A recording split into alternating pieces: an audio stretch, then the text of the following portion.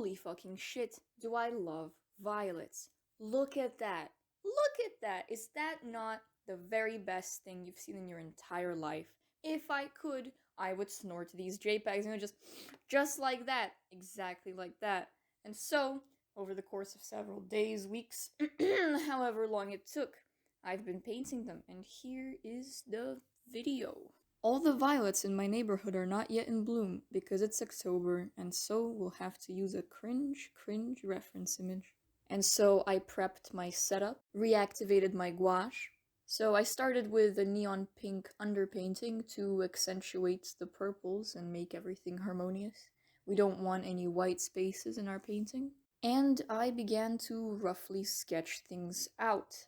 I laid down the darkest colors first so that I could then go into the mid-tones and then onto the highlights and lightest tones, kind of filling it in like a mosaic, which works out for a lot of gouache artists out there, but it didn't work in my favor this time. More on that later.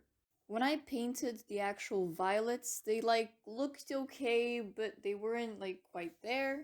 As in, I think I used more of a cerulean blue and an orangey. Okay, quick segue. Purple is made from red and blue according to the color wheel, but if you just pick a red and a blue and mix them, oftentimes you end up with this shit. This mess is caused by the red and often not the blue, because the red that you're using is way too warm. How do you know that your red is too warm? Well, if it's closer to orange on your color wheel, then it is a warm red. The colder that your blue is and the warmer that your red is, the worse the purple result. You'd want to mix a warm, like a closer to violet blue, with a more of a magenta color to get the most vivid result. Huzzah! And now you may be asking, but Val, why would you just not use purple straight from the tube? Because, my insolent friend, using colors straight from the tube is a sign of weakness. It is cringe. You don't want people to look at your painting and go, oh yeah, that's a Prussian blue right there. And I mean, yeah, that only applies to actual artists who would look at your work, but also from a genuine aesthetic standpoint, if everyone used paint straight from the tube, paintings would generally look the same. And also, by using paint straight from the tube, you seriously let yourself down in learning actual color theory. Would it not just be far better to know what's happening with your colors every step of the way? Have you never felt the ecstasy of absolute control? Anyway, remember how I used a dark color first to block things out like a mosaic? Well, it didn't work out well because the sketch was a bit too thick, the lines were just too thick, and so I'd have to go way back and fill the background again, or fill the leaves and violets in again, and it just took way longer than it should have. So next time I will just overlap the background way over the line just to make things very clear.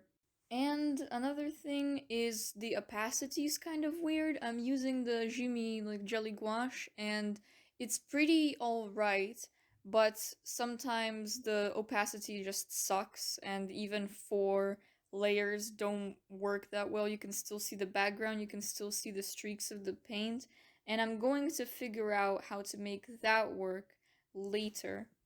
I also used a more purpley color for the upper layers of the soil that the violets were growing in, and I smudged the paint with my finger, which actually looks pretty good, I have to say. It was probably my favorite part of this painting. I cleaned my palette and then began to mix the green. Okay, class is back in session. So, mixing green.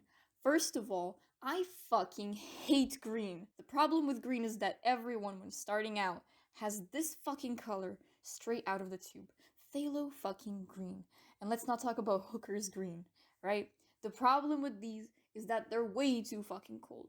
You'd use these on pine trees or your weird bedroom wall.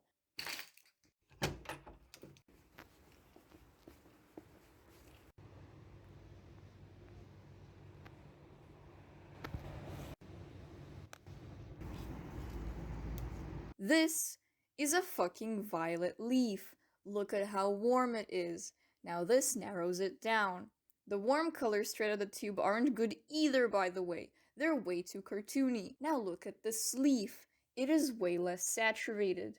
The way to mix green that's saturated is to use a blue and a yellow that are very close to each other on the color wheel. We don't want that though, so we need to mix a yellow that's closer to orange and a blue that's closer to red or violet. Or just, add black to your yellow color to get an olive green if you want to be rebellious. Whew. So that's on mixing green. This painting is actually in its final stages. In fact, it's almost done. I certainly learned a lot of things through making this painting and this video and just everything. It was a very good learning experience, but good God, is it just like really hard to make a video from scratch. Making this video wasn't made any easier with the setup that I have either. However, I'd say that I like my setup very much actually.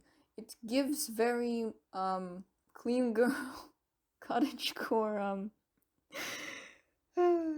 The plate palette is on purpose though. I'd highly recommend using a plate instead of like, a normal regular like plastic palette for your gouache. This is genuine advice, the ceramic makes it dry out way less than plastic. Can you use that plate for eating afterwards? I don't know, but I have been, Gouache? Is it carcinogenic? No clue. Guess we'll find out in a few years. I will make this painting available as a print on my website, which will be linked down below. Oh my god, I can actually say that now. And I will make more videos in the future, I think. I have other topics to talk about, other things to cover, other things to teach and share, all this kind of good stuff. I will also link my other social media down below, TikTok, Instagram, Twitter, ArtStation, OnlyFans? Maybe. I'm absolutely everywhere, dude. And if you've made it this far, thank you so much for watching. Bye-bye!